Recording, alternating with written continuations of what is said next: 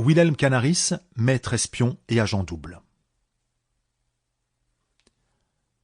Wilhelm Canaris, né le 1er janvier 1887 à Dortmund, en Allemagne, mort le 9 avril 1945 au camp de Flossenbürg en Allemagne, est un amiral allemand, responsable de l'Abwehr, le service de renseignement de l'armée allemande, de janvier 1935 à février 1944.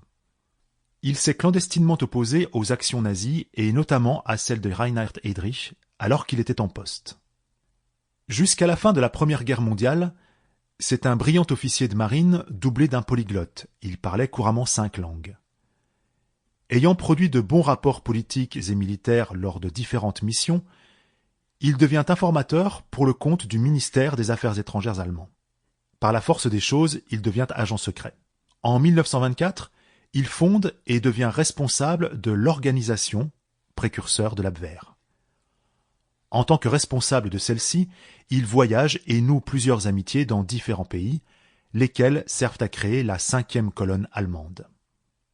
Pendant les premières années de la Seconde Guerre mondiale, en tant que chef de l'Abwehr, il mène différentes opérations de renseignements essentielles à la victoire de l'Allemagne nazie. Dans les pays occupés, ses services participent activement à la répression des mouvements clandestins de la résistance, notamment en France. Par contre, tout en étant loyal à l'Allemagne, il rejette le nazisme et aurait réprouvé toutes les persécutions menées contre les différentes populations, sauvant notamment des Juifs en les envoyant en Espagne. Il appuie différentes tentatives de tuer Adolf Hitler, qui toutes échouent.